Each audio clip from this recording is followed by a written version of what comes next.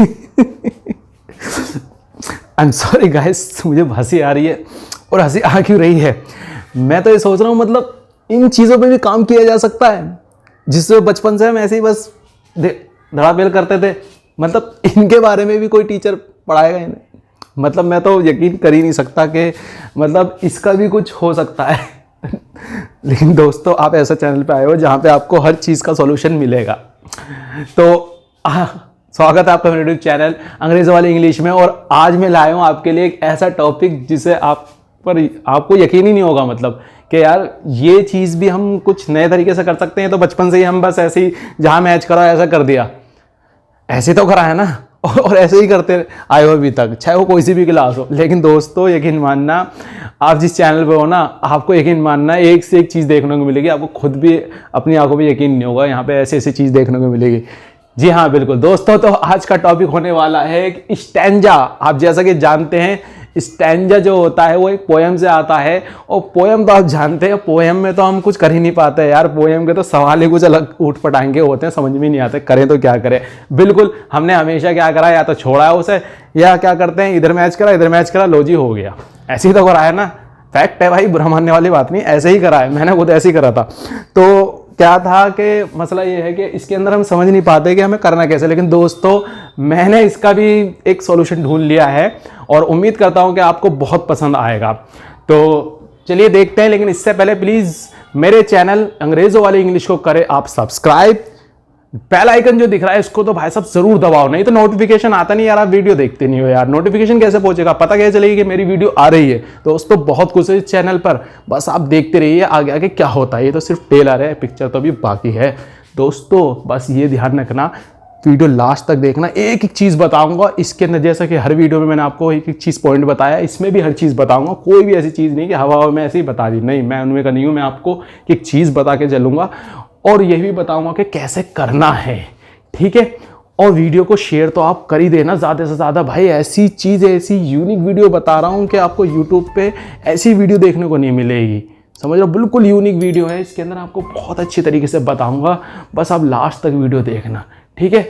तो बहुत बकवास हो गई, अब कर लेते हैं वीडियो शुरू।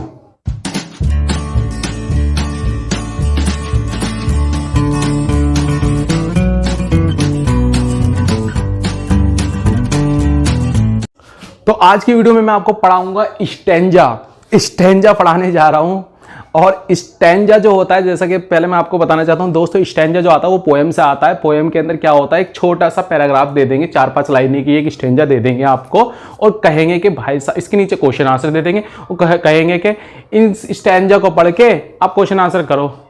कर लेना, आप क्या करते हो जो हमेशा करते हो वही करते हुए आओगे, ऐसे करोगे। लेकिन आज के बाद ऐसा नहीं होगा, क्योंकि मैं आज आपको एक ऐसी ट्रिक बताऊंगा कि आपको कोई दिक्कत होने ही वाली नहीं है। मार्क्स तो दूर की बात है, आपको पूरे मार्क्स मिलेंगे और कोई दिक्कत नहीं होगी। बड़े आसानी से आप कर लोगे कोई भी क्वेश्चन पेपर। और डजेंट मैटर कि आप 11th-12th कोई भी क्लास में हो, आपको ऐसे ही करना है, कोई दिक्कत वाली बात ही नहीं है, ठीक है।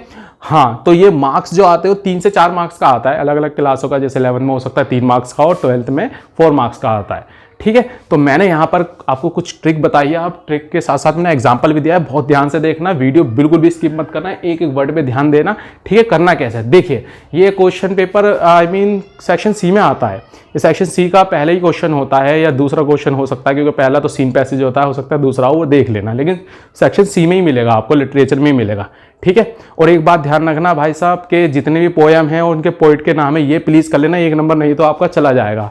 इसकी गारंटी मैं नहीं ले सकता, आपको ही याद करना है, ठीक है। क्या करना है आपको, 2-4 पोएम तो वैसे ही आ रही है फर्स्ट टर्म में, तो आप क्या करना, उनके पोएम के नाम याद रख लेना और पोइट के नाम याद रख लेना, ठीक है। इतना तो कर लोगे ना, ठीक है। अब देखो बाकी काम मेरा है। करना क्या है, देखो सबसे पहले हमें स्टैंजा का क्वेश्चन डालना है कि ये इतना क्वेश्चन नंबर है। फिर क्या करना है, देखो 2 शब्द स्टैंजा के शुरू के, जैसे पैसेज में करते थे, 2 शब्द स्टैंजा के शुरू के, अभी बताऊंगा कैसे करना है। फिर क्या करना है, डॉट डॉट डॉट डॉट और 2 शब्द आखिर के। भाई ये क्यों करा, इसका तो कोई मतलब ही नहीं।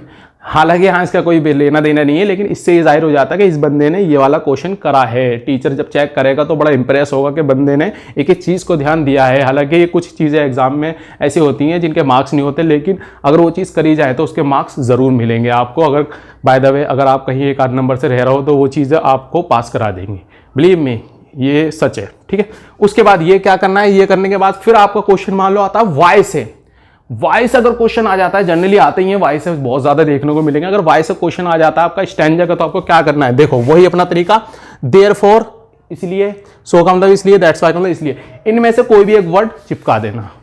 कभी दैट्स वाई लगा दिया, कभी सो लगा दिया। ये नहीं कि दोनों में देयरफॉर, दो क्वेश्चन अगर वाई से आ गए तो दोनों में ही नहीं देयरफॉर, किसी में दैट्स वाई लगा दो, किसी में सो लगा दो, किसी में देयरफॉर लगा दो, ठीक है। अलग अलग वैरायटी बढ़ानी है टीचर को ताकि डाउट ना हो, ठीक है। आपको फिर करना है क्वेश्चन। अब मैंने आपको हमेशा बताया क्वेश्चन के शुरू के 2 शब्द जरूर छोड़ना है, नहीं तो वो बेकार है, पूरा क्वेश्चन कभी नहीं उतारते।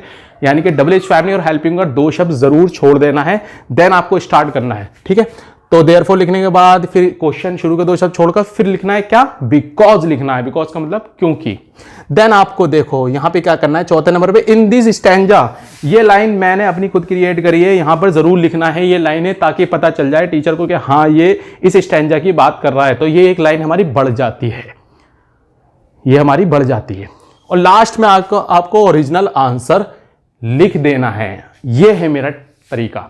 अब आप कहोगे सर इतनी झंझट करने की जरूरत क्या है, हम तो डायरेक्ट आंसर लिख देते हैं। भाई साहब यकीन मानना, स्टैंजा में कभी पूरे नंबर नहीं मिल पाएंगे आपको अगर तुम उस तरीके से करोगे, क्योंकि वो मैं भी आपको पता चल जाएगा जब एक एग्जांपल दूंगा।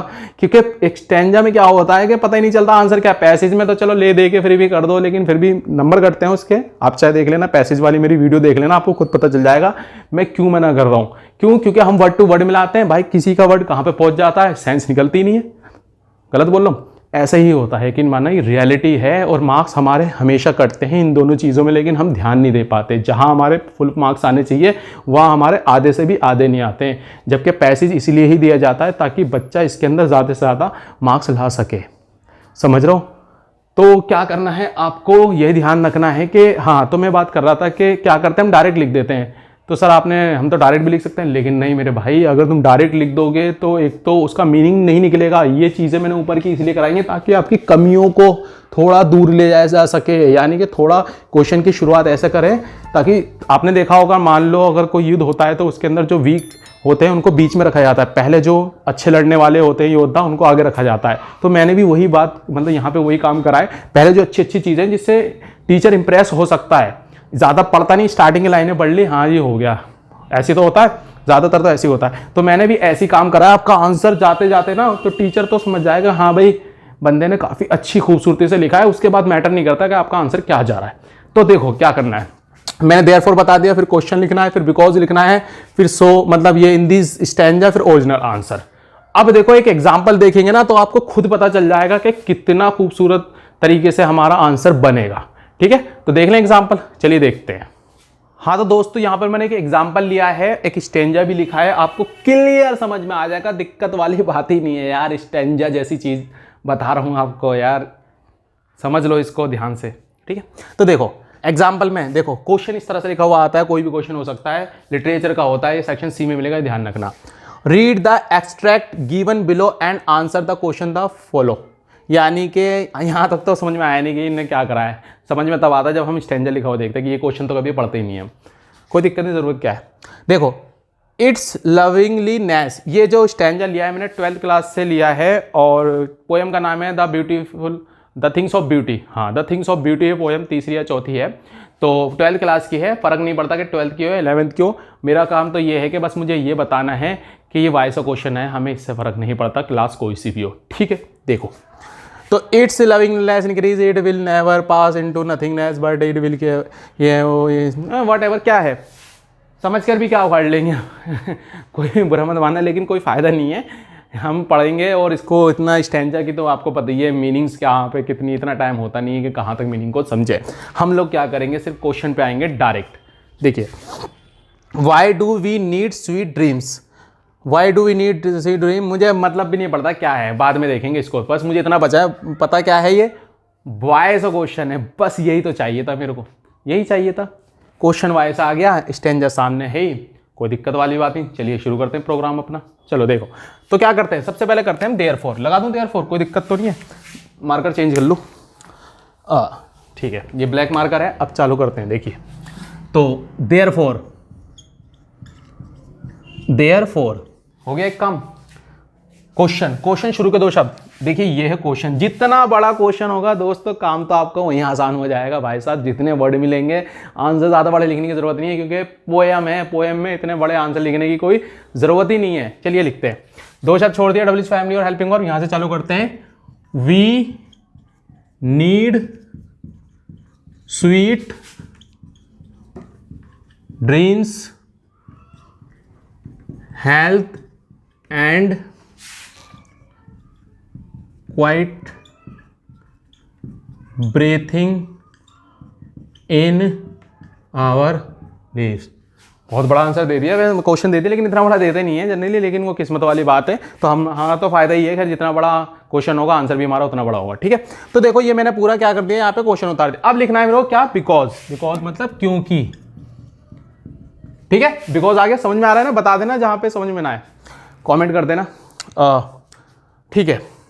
इन दिस स्टैंजा, अब क्या करना है, हमें ये लाइन जरूर ही लिखनी है इन दिस स्टैंजा, ताकि पता चल जाए कि बंदा पोएम से कर रहा है। तो क्या लिख दूंगा मैं, इन दिस स्टैंजा। जहां तक हमारा काम था ये हमें करना ही करना है, ये हक हमसे कोई नहीं छीन सकता, ये तो हमें करना ही करना है भाई। अभी तक हमने आंसर नहीं लिखा है, कोई ज़रूरत नहीं है इतना, यहाँ तक भी अगर आपने लिख दिया तो आपको मार्क्स डेफिनेटली मिलेंगे, क्योंकि आपने सही क्वेश्चन से ही, क्वेश्चन में ही आपको पता है आंसर छुपा हुआ होता है थोड़ा बहुत। अब क्या करते हैं, ओरिजिनल आंसर। भाई क्वेश्चन पढ़ लेते हैं एक बार, थोड़ा बहुत मैं क्या पता हेल्प कर सकूँ आपकी। Why do we need sweet dreams, health and quiet breathing in our life, यानी कि क्यों जो है हमें एक सुहाने सपने देखने की, हेल्थ की and quiet breathing in our life, यानी कि हमें एक अच्छे सपने देखने की, या एक चैन की सांस लेने की, या अच्छी एक शांत ज़िंदगी जीने की ज़रूरत है। ऑब्वियसली ज़रूरत है। देखो मैं आपको एक रियल फैक्ट बताता हूँ, कई बार तो हमारा आंसर भी नहीं होता इसके अंदर, लेकिन बच्चे बस वर्ड टू वर्ड करा पेल दिया। देखो इसमें भी ये लास्ट में आके ऐसे ही हो रहा है कि ये वर्ड है, ऐसा लग रहा है क्वेश्चन ही उतार दिया। तो भाई कहाँ से आंसर लाओगे यार, एक बात का जवाब तो दो, कहाँ से सब्जेक्ट बनाओगे, कहाँ ऑब्जेक्ट बनाओगे, नहीं बन पाता। डायरेक्ट लिखोगे तो मार्क्स काट लेगा टीचर कि यार लिखा क्या है नहीं, ये कि मतलब ये तो डायरेक्ट इनने क्वेश्चन ही लिख दिया, मतलब ये तो कहीं मैच ही नहीं कर रहा। लेकिन यहाँ अगर तुम इस तरीके से करते हो तो यहाँ स्टार्टिंग में मतलब टीचर वहाँ तक पहुँच रहा है कि हाँ भाई बंदे ने इसलिए ऐसे। देखो एक फैक्ट दिखाता हूँ, देखो यहाँ पूछ रहा था क्यों जो है हमें ज़रूरत होती है अपनी ज़िंदगी में सुहाने सपने देखने की, अच्छी हेल्थ की और चैन की सांस लेने की। तो भाई ये कहना चाह रहा है मेरे आंसर के हिसाब से ये है, इसलिए हमें ज़रूरत होती है सुहाने सपने देखने की और मीठे सपने देखने की, हेल्थ की और अच्छी मतलब चैन की सांस लेने की हमारी ज़िंदगी में, क्योंकि इस स्टैंजा में। अब यहाँ तक तो हमारा आंसर सही है। अब वो टीचर वहाँ तक तो आराम से पहुँच गया, मज़ा आ रहा है उसे सुनने में, ठीक है, इट साउंड्स गुड। अब क्या है यहाँ पे भाई, जो भी तुम्हारा मैच कर रहा हो, मुझे तो खैर लग नहीं रहा कि इसके अंदर कुछ मैच कर रहा है, मैच ही तो पूरी ही लाइन मैच कर रही है। लेकिन मैं अपनी तरफ से भी, ऐसा नहीं है कि ज़रूरी नहीं कि इसमें अपनी तरफ से भी लिख सकते हैं। क्यों ज़रूरत होती है, क्योंकि हमें चैन की ज़रूरत है, यानी कि हमें शांति की ज़रूरत है। क्यों हमें ज़रूरत है, क्योंकि हमारी लाइफ क्या है, बहुत ज़्यादा हरी है, यानी कि जल्दी में है, क्योंकि ये हमारी ज़िंदगी को खूबसूरत बनाता है। It makes our life beautiful, यानी कि ये मैंने अपना आंसर लिख दिया जैसे भी हो। चाहता तो मैं इसमें से भी लिख देता, इसमें से लिख दो, कोई फ़र्क नहीं पड़ता, ठीक है। हालांकि इसमें से कई बार आप मैच नहीं कर पाओगे क्योंकि दिक्कत बहुत ज़्यादा बढ़ जाती है। तो देखा आपने दोस्तों किस तरह से मैंने एक स्टैंजा आपको बताया, उसमें से क्वेश्चन वाई वाला उठाया, फिर मैंने आपको करके दिखाया। देखो आंसर के वर्ड भी कितने ज़्यादा हो गए और हमें दिक्कत भी नहीं हो। ऐसे करोगे मार्क्स नहीं घटेंगे, ये टेंशन तो लो मत इस बात की, ठीक है। तो ये तो क्वेश्चन वाई से था, लेकिन सारे क्वेश्चन वाई से भी नहीं आएंगे। अब आगे देखते हैं किस तरह से क्वेश्चन आ सकते हैं, ठीक है। तो वाई के बाद अब आ चुका है हाउ से। अब वर्ड से क्वेश्चन अगर आए तो कैसे करना है, देखिए मैं आपको बताता हूं। तो अगर हाउ से वर्ड से आता है, सबसे पहले बता दूं कि ये जो क्वेश्चन 2 शब्द छोड़ के 2 शब्द लास्ट में, हर क्वेश्चन में नहीं लिखना है, ये सिर्फ एक बार लिख देना है, उसके बाद फिर क्वेश्चन आंसर करना है, ठीक है। तो मान लो हाउ से वर्ड से आए तो क्या टेक्निक अपनानी है, बहुत ध्यान से देखना। सबसे पहले इन दिस पोएम, या तो आप लिख दो इन दिस पोएम या लिख दो फ्रॉम अबव लाइन्स, चेंज करते रहना, ये नहीं एक ही लाइन है इन दिस पोएम, अलग अलग करके लिखना है, वैरायटी देनी है, ठीक है, हर क्वेश्चन में। तो या तो लिख दो इन दिस पोएम यानी कि इस पोएम के अंदर है, या फ्रॉम अबव लाइन यानी कि ऊपर की लाइनों से पता चलता है, ठीक है। फिर आपका ओरिजिनल आंसर ज़्यादा बड़ा मत लिखना, क्योंकि ऑलरेडी बहुत बड़ा क्वेश्चन आंसर हो जाएगा आपका, ठीक है, नहीं तो मार्क्स कट जाएंगे। ज़्यादा लिखने की ज़रूरत नहीं है, छोटा सा लिखो। उसके बाद जब ये आपका आंसर हो जाए, आपको क्या करना है, इन दिस वे या तो लिखना है in this way, in this का मतलब होता है इस तरह से, या थस मतलब इस प्रकार से। ये दो वर्ड में से कोई भी एक वर्ड कभी किसी में कभी किसी में अलग अलग करके लिख देना है, ठीक है। उसके बाद क्वेश्चन शुरू के 2 शब्द छोड़ना है, ये तो आपको पता ही है कैसे करते हैं, ठीक है। तो ये तो मैंने आपको सिर्फ पैटर्न बताया था। अब देख लेते हैं एग्जाम्पल क्या है इसका। एक एग्जाम्पल मैंने एक स्टैंजा लिखा है, उसके साथ एक क्वेश्चन जोड़ा है, उसको देखते हैं कैसे करते हैं। मैं करके दिखाऊंगा आपको बिल्कुल, ठीक है।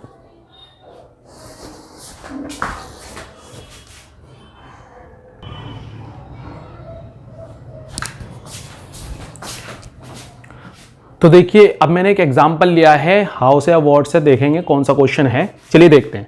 देखिए वही read the extract given below answer question, ये तो लिखा हुआ आएगा, लेकिन ये 11वीं क्लास की मैंने एक स्टैंजा लिया है और ये चाइल्डहुड वाले में से एक पोयम है 11th की, तो उसमें से मैंने एक उठाया। फर्क नहीं पड़ता 11th की और 12th को, लेकिन आपको तो ये समझना है कि ये हाउस या वर्ड्स है तो कैसे करना है। देखिए ये है where did my childhood go, I it went to the some forgotten palace that hidden in my infant face that is ये जो भी है, फिलहाल मुझे इससे फर्क नहीं पड़ता, मुझे क्वेश्चन देखना है क्या है।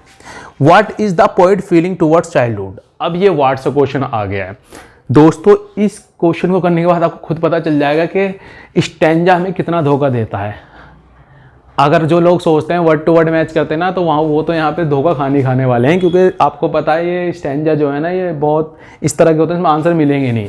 इसीलिए तो कह रहा हूँ ये जो मैंने टेक्निक बता रहा हूँ, इससे एटलीस्ट आपको वहाँ तक जाने में आसानी रहेगी। उसके बाद फिर लिख दो, कोई फर्क नहीं पड़ता, ठीक है। चलिए देखते हैं। तो ये वर्ड से क्वेश्चन है। सबसे पहले मैंने क्या करना है, सबसे पहले मुझे करना है इन दिस पोएम। मान लो मैं इन दिस पोएम लिख रहा हूँ, आंसर लिख दिया मैंने, ये मैंने लिखा इन दिस पोएम, ये मेरे मिल गए 3 वर्ड। बहुत एक एक वर्ड बहुत कीमती होता है, क्योंकि पोएम है, ज़्यादा वर्ड लिखने की जरूरत नहीं है, एक एक वर्ड बड़ा कीमती है, कहाँ से लाए, यही चीज़ मैं आपको बताना चाह रहा हूँ। ये हो गया। अब ओरिजिनल आंसर। ओरिजिनल आंसर कैसे है, मान लो यहाँ पे क्या वर्ड मैच करोगे, चाइल्डहुड।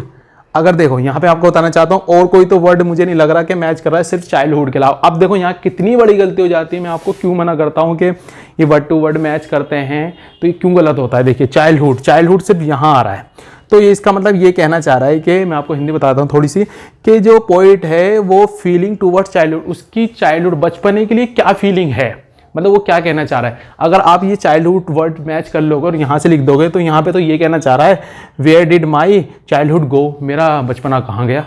तो मतलब आंसर में ये लिखोगे कि चाइल्डहुड की फीलिंग जो है वो कहाँ गया मेरा बचपना। गलत हो रहा है ना, कितना गलत हो रहा है। देखो आंसर हम क्या करते हैं, वर्ड टू वर्ड मैच करेंगे तो यहाँ पे गड़बड़ी हो जाएगी, क्योंकि ये तो मैं आपको हिंदी बता रहा हूँ, क्या वहाँ पे हिंदी थोड़ी निकाल पाओगे अब इतनी, के हर वर्ड की हिंदी निकालोगे। आप क्या करते हो, वर्ड टू वर्ड मैच करते हो, वो कर देते हो, बस जो तसल्ली हो गई जी हाँ मैंने स्टैंजा कर लिया, पैसेज कर लिया, मेरे तो इतने मार्क्स आ जाएंगे। पता चलता है रिजल्ट में कुछ भी नहीं आ रहा, फेल हो रहा है। तो इसलिए मैं ये फॉर्मूला लाया हूँ, इससे आपकी कमियाँ भी छुपेंगी, लेकिन आपको थोड़ा हौसला भी मिलेगा। तो ये मैं आपको बता रहा हूँ, ये स्टैंजा में तो बिल्कुल आंसर होते ही नहीं है, अपनी तरफ से लिखना होता है। तो अब यहाँ पे आंसर लिखने की बात है, तो आंसर में क्या लिखूँ भाई। मैंने तो समझ लिया कि पोइट जो है ना क्या फीलिंग है चाइल्डहुड के लिए, यानी कि वो अपने चाइल्डहुड को मिस कर रहा है। क्योंकि देखो आगे की लाइन अगर मैं आपको बताऊँ ना, it went to some forgotten place, यानी कि किसी जगह पे खो गया है हमारा बचपना, that hidden in a infant face. ये जो है किसके अंदर होता है, इन्फेंट फेस के अंदर होता है। इन्फेंट मतलब पता ही है आपको, जो 2 साल तक के बच्चे होते हैं इन्फेंट कहते हैं, तो इन्फेंट में खो गया है। दैट्स ऑल आई नो, ये सब चीज़ें मैं जानता हूँ। बताओ इसमें क्या आंसर लिखोगे। तो आंसर मैं अपनी तरफ से लिख रहा हूँ कि वो अपने बचपन को मिस कर रहा है, ठीक है। तो क्या लिख सकते हैं, पोइट इज मिसिंग, मिसिंग मतलब याद कर रहा है, ठीक है, हिज चाइल्डहुड, क्योंकि वो डिप्रेस भी है। मैंने एक लाइन लिख दी, एक लाइन में मेरा बस वो हो गया। वो कह रहा है कि उसकी फीलिंग क्या है, क्योंकि वो बस याद कर रहा है, इतना काफ़ी है, ज़्यादा बड़ा लिखने की जरूरत नहीं, क्योंकि पोएम का आंसर है ये। जब आंसर हो जाए आपका, आपको क्या करना है, इन दिस वे लिख देना है। इन दिस वे यानी कि इस तरह से, फिर उसका क्वेश्चन इस तरह से, the poets feeling towards childhood, यानी कि बचपन के लिए उसकी जो फीलिंग है, इस तरह से उसकी ये फीलिंग है, ठीक है। तो कैसा लगा आपको, कितना सटीक आंसर है बिल्कुल। अगर आप वैसा करोगे, देखो गारंटी नहीं है कि आपके मार्क्स आए, इस तरह से करोगे तो आपके मार्क्स काफ़ी हद तक आपके आने के चांसेस है। तो ये मैंने आपको क्या बताया, हाउस या वर्ड से बताया। अब कुछ देख लेते हैं कुछ अलग तरीके से क्वेश्चन, ठीक है। तो अब हम आ चुके हैं अपने दूसरे तरह के क्वेश्चन पे। देखो क्वेश्चन ऐसे भी आ सकते हैं, ज्यादातर देखने को मिल सकते हैं आपको हु से, हुम से, विच से, वेयर से, व्हेन से, हुज से, या कोई भी नाम। नाम मतलब पोइट या पोएम का नाम। ये तो जरूर याद कर लेना, एक नंबर नहीं तो आपका चला जाएगा। ठीक है, अच्छा अब क्या करना है, इसका फॉर्मेट क्या है, मैंने क्या फॉर्मेट रखा है। देखिए अगर इस तरह से क्वेश्चन आपको देखने को मिलता है किसी भी स्टैंजा में, आपको क्या करना है, आपको ओरिजिनल आंसर लिख देना है। ओरिजिनल आंसर मतलब जो भी पूछ रहा हो, जगह पूछ रहा हो, टाइम पूछ रहा हो, नाम पूछ रहा हो, या कुछ भी पूछ रहा हो, तो एक या दो शब्द का होगा, ज्यादा बड़ा तो होगा नहीं क्योंकि वो क्वेश्चन ही ऐसा करेगा। लास्ट में आके आपको क्वेश्चन कर देना है, वो भी दो शब्द शुरू के छोड़कर, बस चिंटू तरीका है। ठीक है, एग्जाम्पल देख लेते हैं। ये अपना क्वेश्चन पूछ ही लेगा वैसे। अब देखो ये क्वेश्चन जो मैंने लिया है, ये स्टैंजा लिया है, ये 12th क्लास से लिया है, कीपिंग क्वाइट से। एक पोयम है, इसमें कवि शांत रहने के लिए कहता है। तो ये इतनी सारा जो ये स्टैंजा है, इसके अंदर ये वो सब, मुझे नहीं पता इसके बारे में क्या कहना चाह रहा है, मुझे फर्क नहीं पड़ता। मुझे फर्क पड़ता है who are we in the lines. इसके अंदर वी किसे कहा गया है। देखो हु से आ रहा है तो मैं क्या करूंगा, आपका टाइम नहीं लूंगा ज्यादा। देखो सबसे पहले क्या करना है हमने, हु की जगह मतलब क्या है, आंसर लिख देना है। ये कह रहा है कि वी मतलब हमें, हम वर्ड किस चीज के लिए यूज करा गया है इसके अंदर। तो ये कह रहा है if we were not so single minded about keeping our lives moving and for. तो इस पोएम में मैंने पढ़ी है, तो इसके अंदर कभी यही हम लोगों से ही उम्मीद करता है कि आप लोग शांत रहो, ज़्यादा चलो मत, कीपिंग क्वाइट रहो, वो पल अच्छा होगा, आपकी ज़िंदगी अच्छी रहेगी अगर आप शांत रहो। हम लोग क्या करते हैं, बिजी रहते हैं, चलते फिरते रहते हैं, तो हमारा माइंड बिल्कुल शांत नहीं रहता। तो किससे उम्मीद करा, हमसे ही तो कह रहा है, हुमैन से कह रहा है। तो यहाँ पर क्या आएगा, हु की जगह क्या आएगा, या तो हुमैन लिख दो या पीपल लिख दो, बस इतना तो आंसर हो गया। ठीक है, दो शब्द छोड़ो। ठीक है, आर इसलिए लगा रहा हूं क्योंकि भाई हेल्पिंग वर्ब है, ग्रामर का थोड़ा ध्यान रखना पड़ता है। आर, ठीक है, वुमेन या पीपल आर, हाँ, वी इन द लाइन्स, बस ये हो गया आपका आंसर। देखो कितना छोटा सा, हमें तो ये चाहिए था, ये लो आंसर हो गया। बस आंसर एक वर्ड का था कि लोगों को जो है ना हम के रूप में रखा गया इस लाइनों में, यानी कि हम जो यूज़ करा गया वो इंसानों के लिए यूज़ करा गया है। ठीक है, तो देखा आपने कितना छोटा आंसर था। और बाकी देखो पोएम में पूछ लेता है, कभी कभी एक्सप्लेन वर्ड का कर लेता है कि इस वर्ड का एक्सप्लेन करो, इस तरह से क्वेश्चन आ जाते हैं, तो वो देख लेना। देखो ये थोड़ी बहुत गहराई वाली बातें हैं, हर क्वेश्चन को देखो एक्सप्लेन नहीं किया जा सकता, लेकिन जो जो जनरली आते हैं बेसिक मैंने आपको बता दिया, बहुत हेल्प मिलेगी आपको, यकीन मानना। नहीं तो ये भी बताने में बड़ी दिक्कत पड़ती है, ये भी हम लोग ऐसे कर पाते हैं। लेकिन मैंने आपको देखो एक बात बता दी, देखो आंसर कभी भी इस पर बिल्कुल डिपेंड मत होना। देखो 3 आंसर मैंने आपको बताया, लेकिन तीनों इसमें से कहीं नहीं थे, तो इसमें गलतफहमी में रहना मत, ये ज़रूर करना ताकि इससे आपकी कमियां थोड़ी छुपें। ठीक है, तो वीडियो ज़्यादा लंबी हो रही है। स्टैंजा के बारे में मैंने आपको ऑलमोस्ट सारा बता दिया। एक चीज़ और बताना चाहूँगा कि अगर आपको लग रहा है ये दो शब्द लास्ट में हर क्वेश्चन में करना है, ऐसा नहीं करना है। मान लीजिए ये क्वेश्चन मैंने पहला नंबर क्वेश्चन है, तो मैं क्या करूँगा, पहले 2 शब्द शुरू के यहाँ से लिख दूंगा, डॉट डॉट करके 2 शब्द लास्ट के, लेकिन एक बार ही करना है एक स्टेंजा में। ये नहीं कि क्या नाम है आप हर क्वेश्चन कर रहे हो तो हर किसी में, ऐसा कुछ नहीं करना है। ठीक है, थोड़ा यहाँ पे सिंसियरिटी दिखानी है आपको, तो इस तरह से आपका स्टैंजा हो जाता है। ठीक है, आराम से आपके 3 से 4 मार्क्स जो होते हैं वो बच जाएंगे। ठीक है, तो वीडियो कैसी लगी, अगर वीडियो भाई पसंद आ रही तो प्लीज़ लाइक करो यार, बड़ी मेहनत कर रहे हैं तुम्हारे लिए, तो प्लीज़ यार इतना हक बनता है मैं आपसे रिक्वेस्ट करने का, प्लीज़ चैनल को करो सब्सक्राइब, बेल आइकन को ज़रूर दबाओ, वीडियो को लाइक करना और वीडियो को शेयर करना मत भूलना। ठीक है, तो मिलते हैं एक नई वीडियो के साथ, एक नई धमाकेदार वीडियो के साथ। और अगर कोई दिक्कत हो तो कमेंट ज़रूर करना ताकि मैं उस पर वीडियो बना सकूँ। ठीक है, तो चलिए मिलते हैं नेक्स्ट वीडियो में, टिल देन बाय बाय।